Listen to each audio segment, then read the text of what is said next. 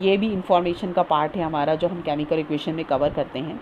अगर downward arrow लगाया जाता है दैट मीन्स कि उस रिएक्शन में पीपीटी फॉर्मेशन हो रहा है। अब यहाँ पीपीटी का मतलब होता है प्रेसिपिटेट। अब प्रेसिपिटेट मतलब क्या होगा? तो देखिए प्रेसिपिटेट मतलब होता है कि एक लिक्विड सब्सटेंस है और उसके अंदर कुछ सॉलिड पार्ट है जो इनसॉल्युबल है, छोटे छोटे पार्टिकल्स जो हैं वो इनसॉल्युबल फॉर्म में प्रेजेंट है। तो कई बार केमिस्ट्री में प्रैक्टिकल करते समय पीपीटी का आना रिजल्ट को इंडिकेट करता है। तो पीपीटी जो होते हैं शॉर्ट फॉर्म में हम इसे पीपीटी बोलेंगे। ये पीपीटी पावर पॉइंट प्रेजेंटेशन ऐसा कुछ नहीं है, ये केमिस्ट्री का पीपीटी है। तो प्रेसिपिटेट का अगर अपन एग्जांपल लें तो हम कह सकते हैं, सपोज़ हमने एक ग्लास ऑफ वाटर लिया और उसमें 1 स्पून कर्ड को हमने मिक्स कर दिया। क्या ऑब्ज़र्व करेंगे अपन? हम देखेंगे कर्ड क्या पूरा मिक्स हो गया? नहीं, कर्ड के छोटे छोटे पार्टिकल जो है वो वाटर में सर्कुलेट होने लग गए।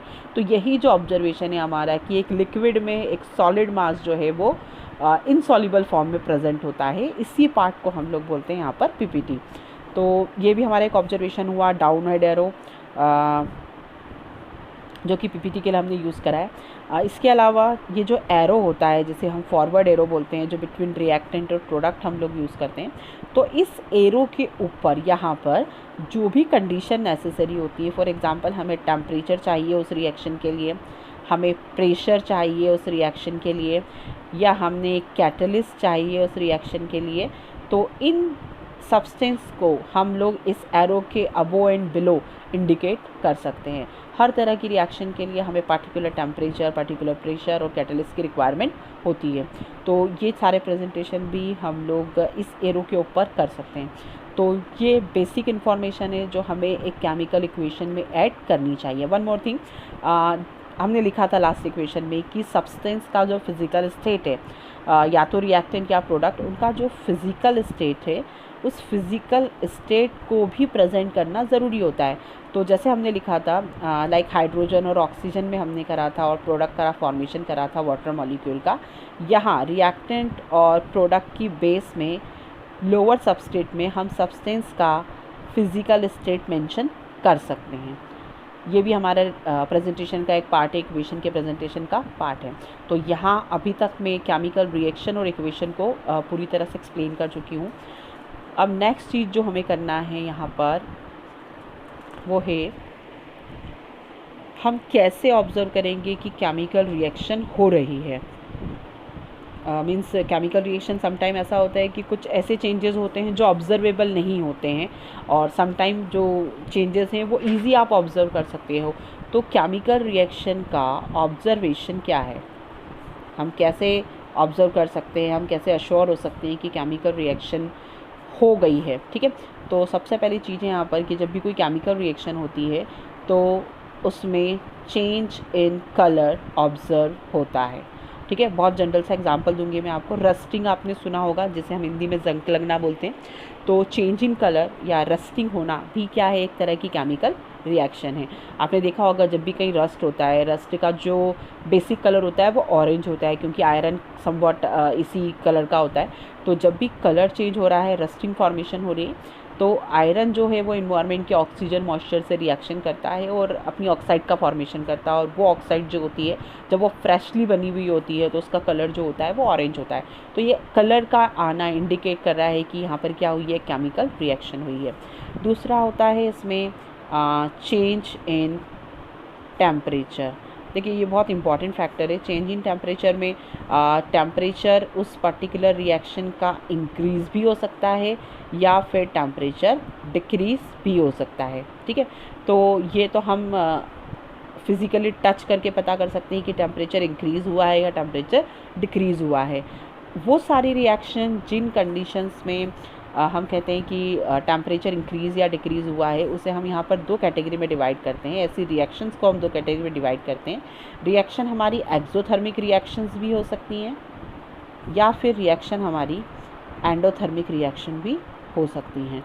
इन्हें हम टाइप ऑफ रिएक्शन के अंदर फिर से डील करेंगे। अभी सिर्फ आप याद रखें कि हर केमिकल रिएक्शन में या तो वो एक्सो होंगी या फिर वो एंडोथर्मिक रिएक्शन होगी, और ये टेम्परेचर पर डिपेंड करती हैं। तीसरी चीज़ हमें बताई गई है चेंज इन स्टेट। सब्सटेंस का जो फिज़िकल स्टेट है, सब्सटेंस बेसिकली हमारी या तो सॉलिड, लिक्विड या गैसियस फॉर्म में एग्जिस्ट करती हैं, तो सब्सटेंस के फिज़िकल स्टेट में कन्वर्जन होना ये भी इंडिकेट करता है कि सब्सटेंस के अंदर या उस फॉर्म में कोई चेंजेस आए हैं। फॉर एग्ज़ाम्पल अगर आप देखें, इससे पहले जो हमने लिखा था कैल्शियम कार्बोनेट के बारे में, यहाँ कैल्शियम कार्बोनेट को अगर आप देखें तो ये सॉलिड स्टेट में एग्जिस्ट करता है, बट यहाँ जब आप प्रोडक्ट देखेंगे तो प्रोडक्ट में कैल्शियम ऑक्साइड सॉलिड है, बट कार्बन डाइऑक्साइड जो है वो है गैसियस फॉर्म में। तो सब्सटेंस का अपने फिज़िकल स्टेट को चेंज कर लेना ये भी एक इंडिकेशन देता है कि केमिकल रिएक्शन हुई है। तो चेंज इन स्टेट में एग्जांपल हम दे देते हैं, सब्सटेंस का फिज़िकल स्टेट यहाँ पर चेंज हुआ। वन मोर चेंज जो हम लोग ऑब्ज़र्व करते हैं during a chemical reaction, that is evolution of gases का रिलीज़ होना, है ना। गैसेस का रिलीज़ होने के लिए एक बहुत जनरल सा एग्जांपल है जो आप लोग इस चैप्टर में बहुत बार पढ़ेंगे। फॉर एग्जांपल मैंने कोई एसिड लिया है, यार HCl is the acid, hydrochloric acid, और इस हाइड्रोक्लोरिक एसिड के साथ में मैं रिएक्ट करा रही हूँ एक मेटल को, यानी कि जिंक को। जब जिंक और हाइड्रोक्लोरिक एसिड की आपस में रिएक्शन होती है तो हमें मिलेगा zinc chloride plus evolution of hydrogen gas. यहाँ इस गैस का रिलीज़ होना इंडिकेट करता है कि यहाँ एक केमिकल रिएक्शन हुई है। ये पर्टिकुलर रिएक्शन आपको आपके 10th के साइंस प्रैक्टिकल में डेमो के फॉर्म में भी दी जाएगी, तो वहाँ पर भी आप बहुत अच्छे से ऑब्जर्व कर सकते हैं कि zinc is a reactive metal, और वी कैन से कि in comparison to hydrogen zinc is more reactive, dominating है।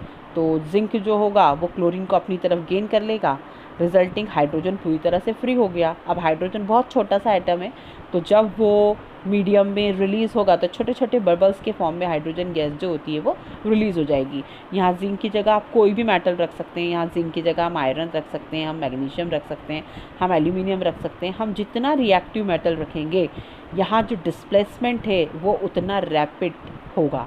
तो ये 4 कंडीशन मैंने आपको बताई यहाँ पर, change in colour, change in temperature, change in state और इवोल्यूशन ऑफ गैस।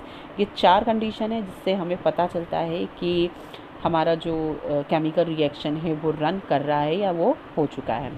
अब नेक्स्ट हमें यहाँ पर करना है, केमिकल रिएक्शन की कंडीशन हम लोगों ने देखी। अब क्या कंडीशन होती है जिसके कारण एक केमिकल रिएक्शन होती है। देखिए ये चीज़ वैसे डायरेक्टली हमारा पार्ट नहीं है, हमारा जो केमिकल रिएक्शन एंड इक्वेशन है, फिर भी हम लोग देखें कि केमिकल रिएक्शन के लिए रिक्वायर्ड कंडीशन क्या होती है। Condition which is necessary for chemical reaction, हमें क्या करना पड़ेगा जब जाकर कोई प्रोडक्ट का फॉर्मेशन होगा। तो किसी भी केमिकल रिएक्शन को इनिशिएट करने के लिए सबसे इम्पॉर्टेंट फैक्टर होता है कि आप उससे टेम्परेचर प्रोवाइड करें। इसका एग्जांपल तो हम लोग हमारे घरों में ही देखते हैं कि कुछ भी कुकिंग अगर हमें करनी है तो कुकिंग में भी हम लोग ये करते हैं कि भाई एक बार जो सब्सटेंस कुक हो गया वो वापस तो रॉ फॉर्म में नहीं जाएगा ना, तो ये भी एक तरह का रिवर्सिबल चेंज है।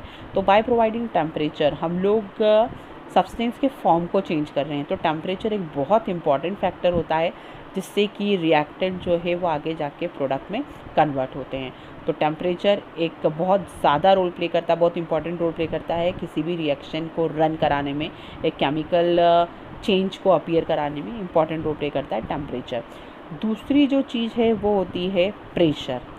देखिए प्रेशर जो है वो भी इम्पॉर्टेंट फैक्टर है किसी भी केमिकल रिएक्शन को रन कराने में, बट इसका जो इन्फ्लुएंस है वो सिर्फ आप अगर ऑब्ज़र्व करेंगे तो वो हमें देखने को मिलता है इन गैसियस स्टेट। जो हमारे गैसियस स्टेट में होने वाले रिएक्टेंट और प्रोडक्ट होते हैं उनमें हम लोग प्रेशर के चेंजेस को आसानी से ऑब्ज़र्व कर सकते हैं। तीसरी जो चीज़ है वो होता है हमारा कैटलिस्ट। अगर कैटलिस्ट हमारे पास प्रेजेंट है तो कोई भी रिएक्शन जो है वो हम रैपिड करवा सकते हैं। अब देखिए कैटलिस्ट को अगर मैं यहाँ पर डिफ़ाइन करूँ, बहुत ज़रूरी वर्ड है, बार बार हम लोग इसका यूज़ करेंगे। वो substance which is capable to alter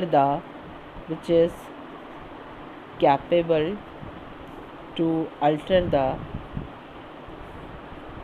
rate of reaction, एक रिएक्शन की रेट को, उसकी स्पीड को जो अल्टर कर सके, अब डिपेंड करता है टाइप ऑफ कैटलिस्ट पर, वो रेट ऑफ रिएक्शन को इंक्रीज़ भी कर सकता है और वो डिक्रीज़ भी कर सकता है। तो एक कैटलिस्ट